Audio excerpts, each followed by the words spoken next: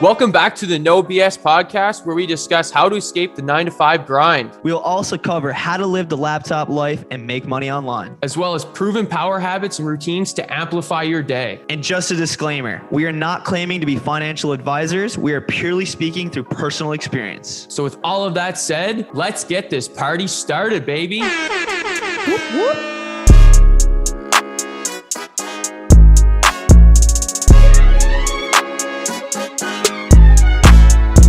What's going on, guys? Welcome back to another No BS podcast. I am so excited for this one. This has been a week or so coming ever since we chatted about this in a coffee shop. I'm joined by my co-host, JT. What's going on, brother? What is going on? I'm super pumped for this episode, dude. You want to tell everybody what we've got going on for this one? Totally, man. This one's an exciting one. We got our first guest on the podcast. Not only is he a guest, he's a good friend of mine. JT hasn't met him yet, but he will this summer, I am sure. We have what I like to call an international DJ. I hope he likes that title when he comes on here. He's also, like I said, my good friend. He's an events planner. He's a manager. He's got a lot going on. I'm going to let him talk about it by himself when he comes on here. But this is going to be a good one. We're going to see an inside scoop of what it's like to be a DJ, what it's like to be an events planner. And we'll see if we can get some golden nuggets out of this from monetization of a passion. So with that said, let's welcome our guest, DJ 2Js. Let's go. What's going on, brother? Hey man, thanks for having me. That's an introduction, to say the least. I appreciate you guys putting this together. Happy to take part in it. Awesome, man. Awesome. Glad you're here. First off, JT, this is Josh. Josh, this is JT. Josh, nice to chat with you. Yeah, it's been a slice. It's been a long time coming. Yeah, for sure. So I guess if we're kind of hop right into it, guys. Josh, we're hoping to get a quick little, I guess, elevator pitch, little domino story about yourself. Yeah, man. Give us from like where you started to where you are now. So basically, starting out, I've been DJing for about almost a better part of a decade now, and That's crazy. It's been a hell of a ride, to say the least. I like that. I started out back in 2011, just doing some small club gigs and just playing some music that I liked, and then just kind of started getting a couple more gigs, and then kind of escalated from there, and was able to network and meet with different artists from across the country and from out of the country as well. And I guess the gigs kind of did that, did they? Like networking, like meeting people at the gigs. Absolutely. It kind of came hand in hand. So I got my feet wet working with Surefire Entertainment back probably in 2013, and I was able to work with artists such as DJ Jo, and there's another well-known guy. Yeah, totally. Super well known here in the East Coast. Great guy, and he's kind of mentored me along the way a little bit, doing some shows, and it just kind of just kept growing and just kept doing it. And it's just like I said, it's just been an absolute fantastic journey. And it's been a ride, baby. It's been a ride. It's been a hell of a ride. How did you let's just rewind here. That was definitely an elevator pitch. I love that. How did you find your love and passion for as a DJ? I'm assuming, actually you shouldn't assume, but I'm going to take a wild guess here and say that you have a passion for music, right? So how did you find that passion for music? Yeah, I think we've been over this a couple times, but just for the audience sake, I actually had a big passion for music growing up as a kid, and I actually started DJing low key, and I think you know this story, Evan. It's where I started. Totally. I used to do music for hockey games when I was 12 years old. And what did they call you? I was just in a penalty box, just doing the score and just playing music in between the whistles with a CD changer. It was just you're the disc jockey, right? The DJ. Yeah. You're the actual disc jockey. I love that. Absolutely. JT, do you know what a disc jockey is? Somewhat, yeah, a little bit. That's what DJ stands for. I learned that from Josh. He literally took out CDs and used to put them. Isn't that right, Josh? You used to switch out actual CDs. Yeah, I used to play it after the goals and after in between the whistles, and I just noticed somebody getting the reaction from some of the players and the people in the stands. It was just it was pretty cool just to see like people come together and like just sit back and like just even like during the game just to bob their head and like get them in the zone. And it was really cool. And I think that's kind of like what got it started for me. And I don't think I realized it at the time, but like I was 12 years old and I was like making a couple $100 every couple of weeks. And I was like, this is cool. Like, Damn, that's a lot at 12. yeah, I was like, and like totally lost my first check, but we'll talk about it. Oh no. Yeah, that's a lot more than mom's allowance at 12, man. That's like a big thing, right? And I like how you said you were getting reactions from like the audience and from the players. You're hyping people up. Like I can see how that can spark a little bit of excitement and passion there, giving people entertainment right from that age. That's awesome, man. It's awesome.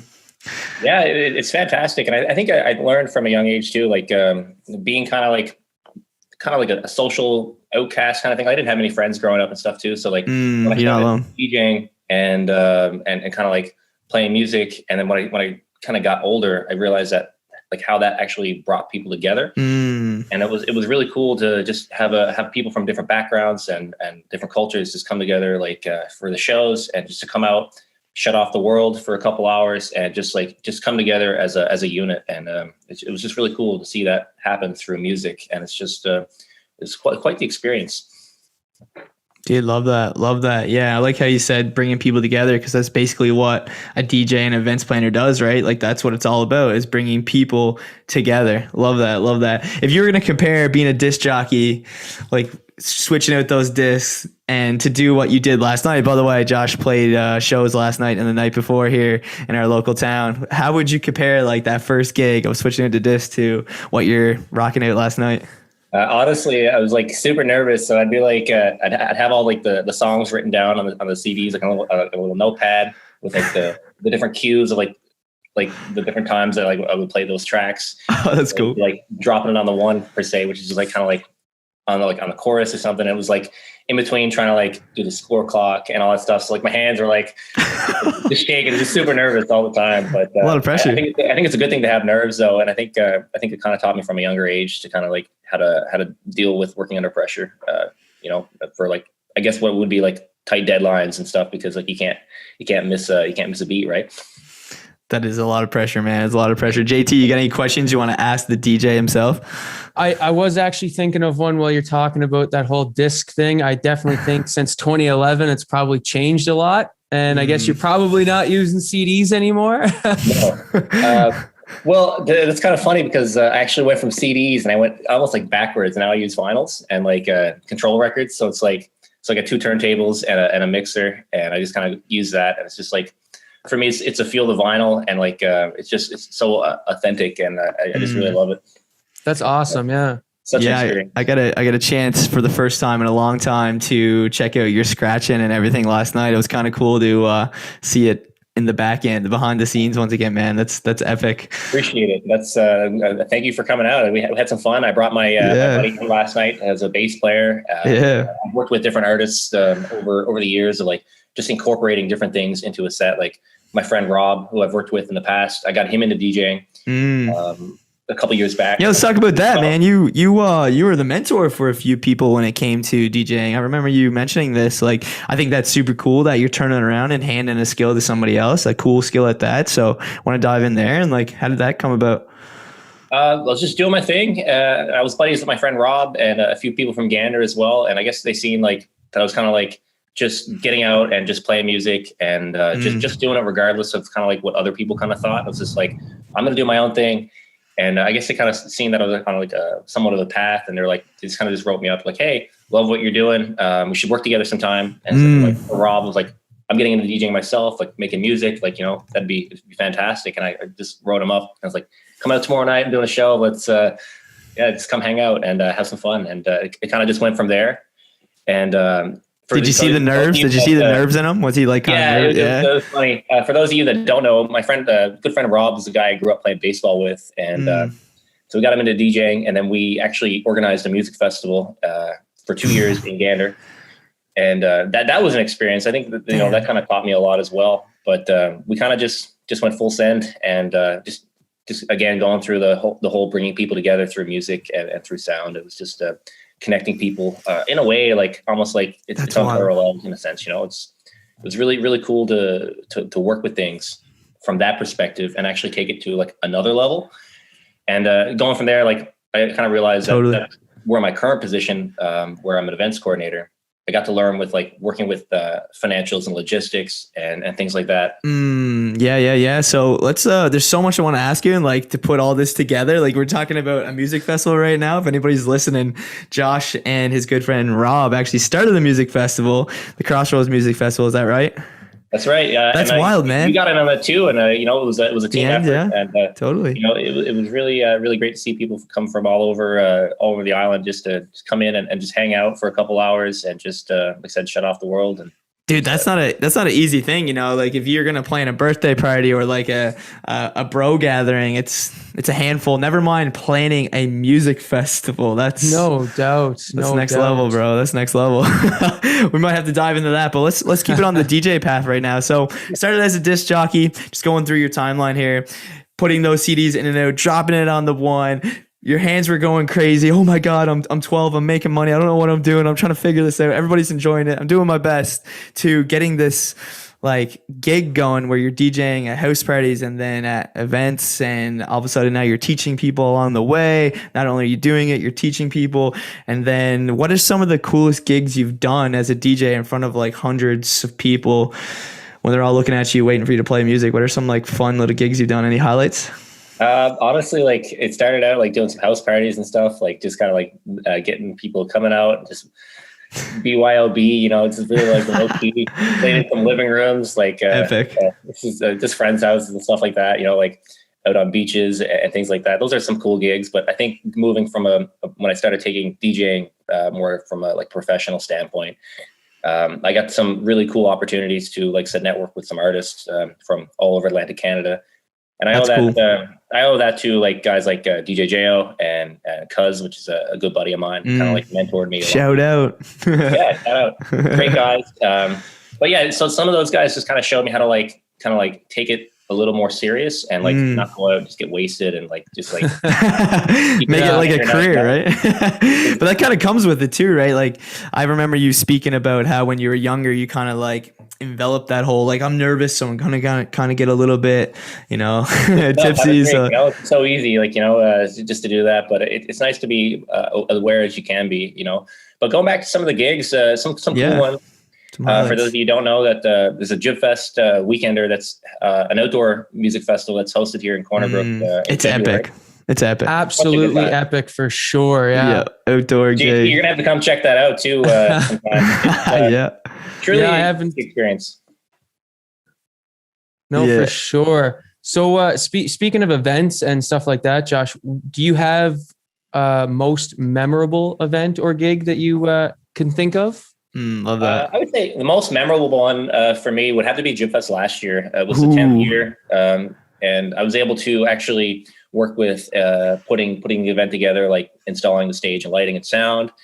I put a bar together in a different venue and like hired staff, and it was kind of like this is where the events planning comes in, right? Like, yeah, dude. I got to play a great set with a bunch of the homies. It was really really fun, but it was really cool because I got to work with Brem Mac Events, who does the Jib Fest here, and Carter, and they kind of like let me have free reign of the venue that I was playing at, and like I said, I got to install a bar in one of the bigger stages that they were doing. That's epic. Outdoor bar. And it was really cool. It's a lot of work, but didn't sleep much that weekend. But it was a few hours of sleep just gone for sure. But I love how they give you full creativity. It's like, here, this is your venue. You're gonna DJ. You can set up your own stage. You can set up your own lighting, your own effects, like your own experience, basically. And you crushed it, man. Like that was a wild event. So I like how you're adding not only the events planning, but like the creation and the whole like management side and all the creation side with the DJing. Like you are the DJ, you're the setup, you're the, like, that is such a cool thing you got going on there. I think it's quite the skill stack, as we call it. Yeah, but I think too, like going through it, I think as a DJ nowadays, like I think there's more expectation to like do your own marketing because with platforms such as like Instagram and Facebook, totally, it's almost like the onus is on the on the DJ to like promote themselves, and like so you learn a lot of cool little skills along the way from doing that. As you know, we'll jump into those in a bit. Like we want to, trust me, man. We're gonna ask you some what it takes to be it for sure. But we got a few more questions that we got to jump into before we jump into like the more marketing business side. Like the question I want to ask you, man. I have this wrote down on my sheet right now. I was like, I need to ask him this question. What is it like to be standing up on a stage and you got all these eyes looking at you? You're playing the music, you're playing the vibe. If something messes up and the music stops, the whole like vibe is just gone. There's a lot of pressure there. What is it like? What's the DJing experience, man? Is there any nerves? Is there any tips, tricks? Like, yeah, I think there's always going to be nerves, but I think it's like going into it with a good mindset and like keeping an open mind with everything. Like I said, obviously, there's going to be nerves. I think it's kind of normal, like I said. But it's just like just realizing that, you're there for the people. You're not there for yourself. Like you're there to like bring people together. And I think that's what's important at the end of the day. Like, it's not all about you. So I think it's. I love that. We have a saying that we say here.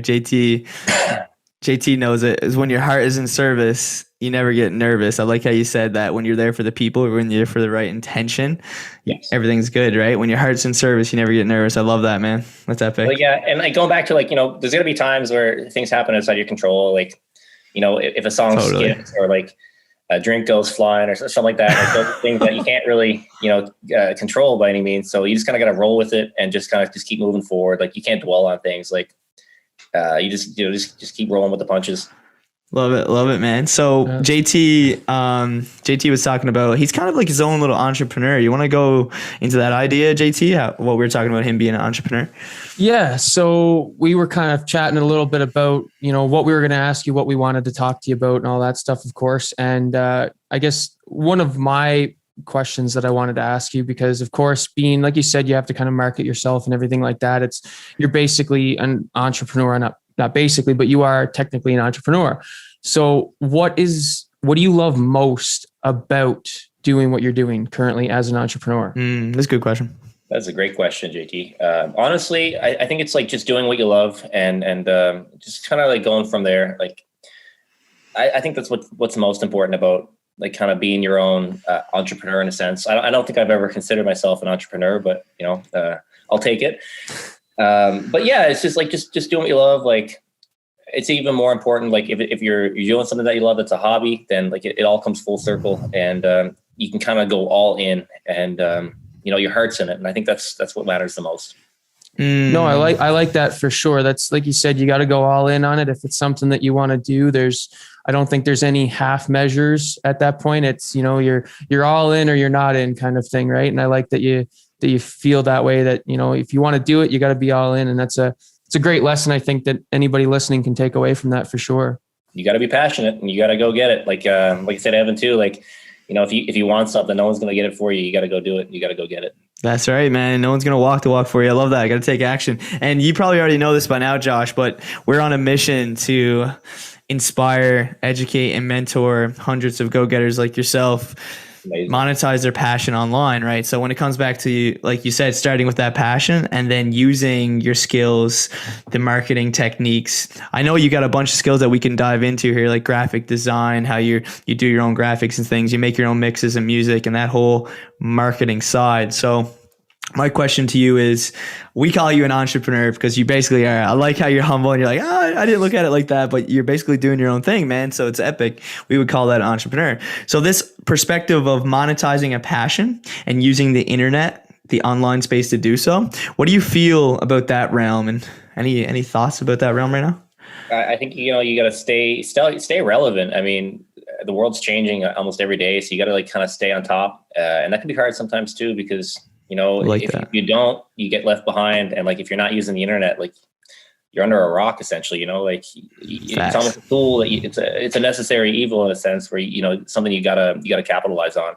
And it allows everyone in the world to get connected. Like that, it's astronomical. It's such a great tool. Dude, yeah, well said. And guys, if you are listening and you're not using the internet to market, where have you been? Get out from underneath that rock, as Josh would say. Let's go. Welcome to 2021, guys. Let's get it. Exactly. Any tools that you that you use a lot, Josh, when it comes to marketing? Like as a DJ, marketing yourself, you're basically like a mobile entertainment business. Like you travel, you do your own marketing. Like Yeah. Like, I use programs such as Photoshop for like some of the design work. And I've worked with several clients as well to like help them with some graphic content and stuff, and like just getting their message out as well. And just kind of like just giving back and just helping out as much as I can, because it's so nice to see other people just like chasing the dream and like wanting more in life. So like there's different platforms like that, but there's lots of good books out there on marketing, like totally pick it up, like Facebook and Instagram. More so on the Instagram side now, but I think even TikTok is coming along, and right. those are such great platforms if you're trying to like get a message out.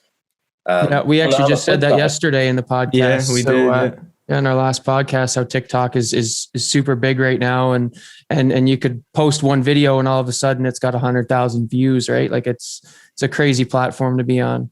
Yeah, and like I said, on the flip side too, it's a great tool, but I think you got to realize too, like if you don't go all in on something and you're posting like content, or you're trying to put yourself out there, like it's a saturated market, so you got to really like set yourself apart, and you got to really like hone in on what you love, and like if your heart's not in it, then I don't think if you don't believe in yourself, no one else is going to believe in you either, right?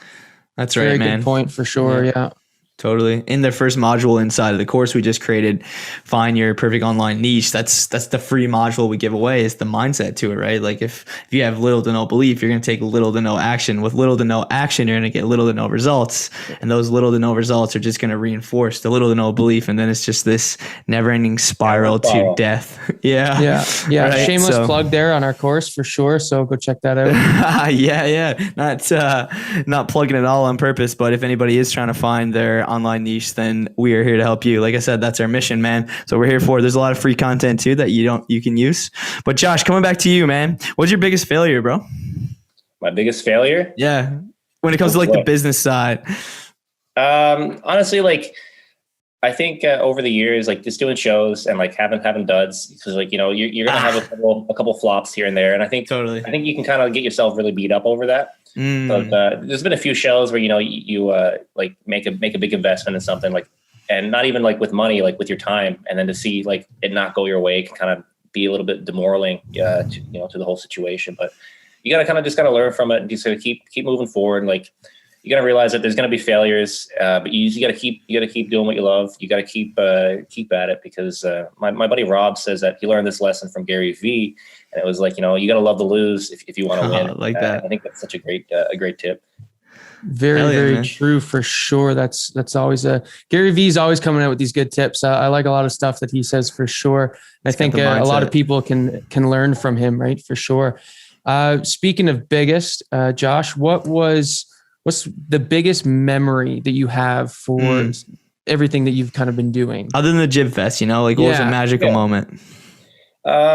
I think too, like it's just been like working with different artists. I don't know if I can pinpoint one off the top of my head, because there's been so many great memories and great events.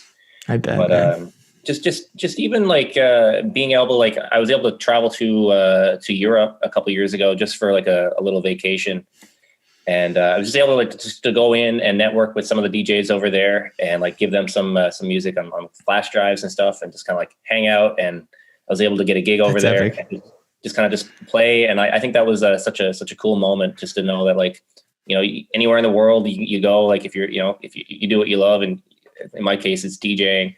If you link up with like-minded people, then I think people with similar goals are more so to like kind of just get along and just kind of hang out, and people just want to like, just hang out and have fun, at the end of the day. That's yeah, man. Awesome. For sure. Speaking, I guess of being over in Europe, what did you find was different from, I guess, your style and the East Coast of Canada DJing style compared to the guys over in Europe?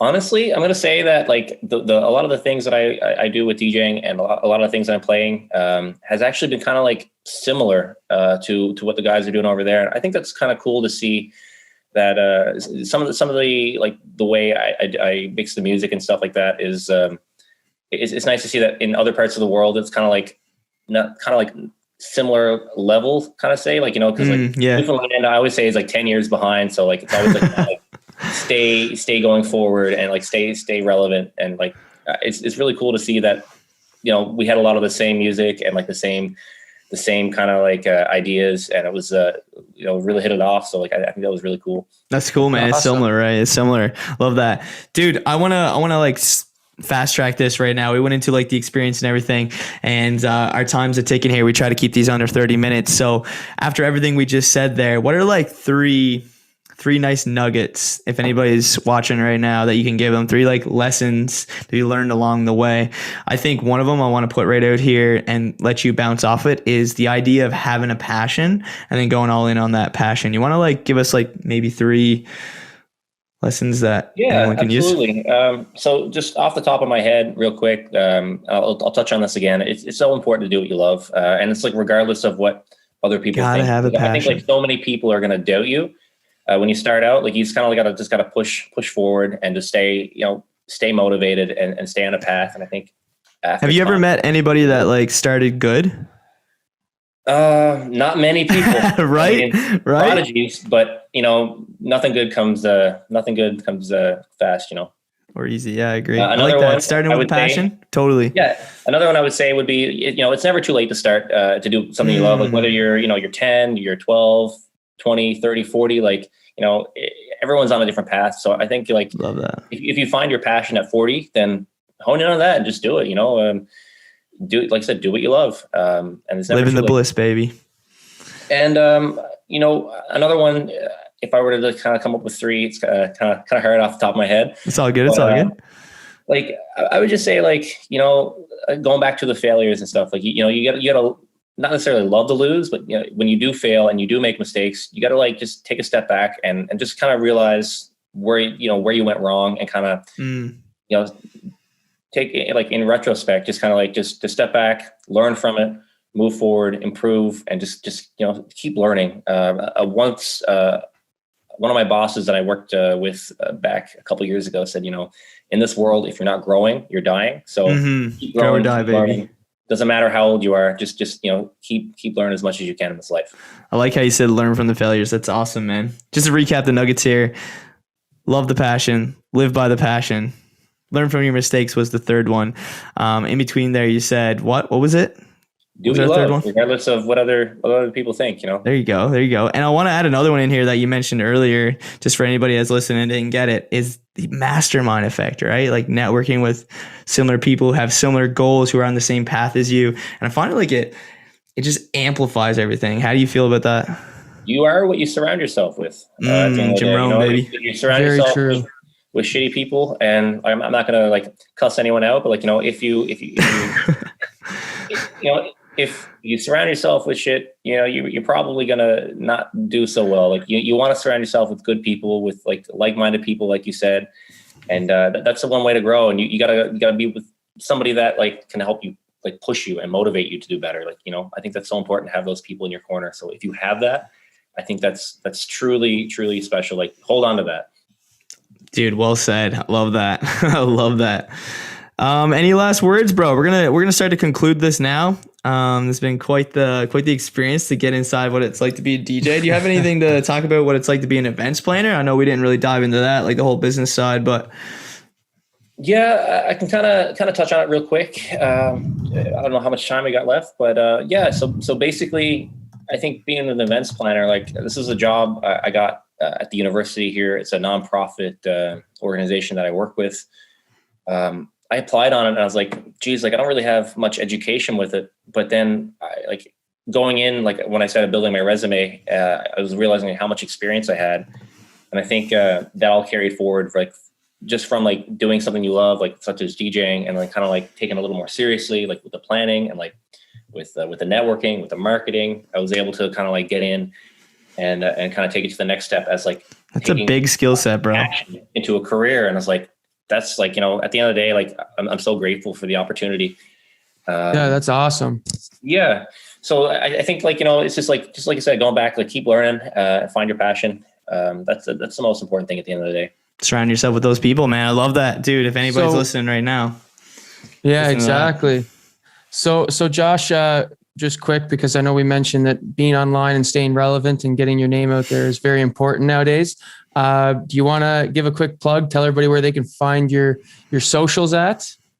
Yeah, absolutely. So I'm mostly focusing on Instagram right now, but I also have a Facebook as well. It's just my handle is just at 2Js, which is TWOOJAYS, because the first one with the 1O is taken up already. So Dude, we talked about this yesterday on the we talked about this yesterday on the podcast about how it's so much harder to get digital real estate now, like the name that you want, right? So that's pretty ironic that you said that. Yeah. So I think if there's one takeaway, like if you go to like come up with a business opportunity, or like with a name, or like a handle, like do some research. Make sure you know like that what you want is not taken up, because like there's a lot of people on the internet, like a lot of people in this world. A lot of people JT knows the numbers. Yeah, there's little over 4.6 billion daily users on the internet today, That's right? wild. That's freaking massive market for sure. So don't rush into it. Like take your time and find something that works for you. Like find something that, like I said, is not taken up already, and kind of just hone in on that. Like do your research. Love that, man. And I live by this cool little method called the Peacock Method, which means even if you do, JT laughs at this every time, if you do find like your vertical, your field, your niche, whatever you want to call it, find a way to be unique, be different in that field, to stand out. Like you said that earlier in this podcast, is stand out. And I just want to make sure that anybody's listening right now, the internet is a big place, and it's so hard to stand out in that market. So find a way to be different, use your weirdness, use your quirks, stand out. Any last little thoughts, anything you want to leave these people with, man? Yeah, just be yourself and do what makes you happy. Like, time is so important, and, it's invaluable. Life's too short, hone in on what you love to do and just chase that. Don't let it go. Dude, that's awesome. Love it. Very, very motivational, Josh. I gotta say, really enjoyed this conversation, guys. I think between everything you said, I think me and Evan learned a lot, and I think hopefully people that are listening have learned a lot as well, and get a little more motivated than what they were a half hour or 40 minutes ago. And, what would you say? What would you say to somebody? This just came to my mind. I didn't mean to cut you off there, JT, but I was just thinking, if there's somebody listening to this right now, I was going to say watching, but this is a podcast. If there's someone listening to this right now and they wanted to, grow up to be a DJ or to be an events planner or to get in your shoes, which I think a lot of the young audience actually like aspires to be a DJ, to be in front of people and play and perform. What kind of advice would you give them if they wanted to pursue that path? Well, I could say, like, first and foremost, like, if anyone on here is listening and they do have any questions, like, by all means, like, reach out. Like, hey. I'm always here to chat. Like, if there's any advice I can give, by all means, like, it makes me happy at the end of the day to, totally. To inspire others and to get other people on similar paths. But, like, by all means, like, don't hesitate to reach out. And like I said, just chase your passions, and if that's something you want to start, just do it and go all in with it. Epic, dude. Awesome. Epic. Yeah. So quick note on that. Actually, I want to mention that, I think more people should have that mindset, that idea of, hey, DM me and I'd be more than happy to help, or, give you some pointers and do what I can, like being that community driven and like friendly driven person, especially in the industry that you're in with doing your own business kind of thing is really great. And I think more people need to have that mindset for sure. I totally agree. I think mindset is like 80 to 90% of success in any field. Doesn't matter if you're a DJ, if you're doing parenting, if you're doing online business, it does not matter. I think this here thing we got between our ears, the mental attitude is everything. So with that said, my timer's ticking down here, boys. It's like, yo, you gotta end this call. So that's what I'm gonna do. I'm gonna make the technology happy. If anybody's listening right now, thanks so much for tuning in. If you made it to the end, I want to give you a gift, and that gift is a free startup guide. We have a PDF that is built to show you how to monetize your passion online. So if you're interested in getting that, you can go to our Instagram at NO-BS Nomads on Instagram, and it's link in bio. You can get it in there, and you guys can follow DJ 2Js as well on Instagram. He's the man. He posts some cool stuff, adventure stuff too. We didn't really get into that, but me, you, and JT have a lot in common when it comes to adventuring. Maybe that'll be the next one, right? Yeah, we'll have to get some summer adventures in. So privileged to be here in the West Coast. There's so much to do outdoors if you're into it. Yeah, so come hang out, JP. Let's have some fun. Yeah, Canada Day. He's coming down for Canada Day. He's locked in. Let's go. But anybody who's listening, thanks for tuning in. Don't forget to check out our portal That's also link in bio. We're in there. We're putting content in there all the time. And yeah, keep in touch. We'll see you guys in the next one. Thanks so much. Peace. This has been the No BS podcast, baby. I'm Ev. And I'm JT. Peace. Whoop, whoop.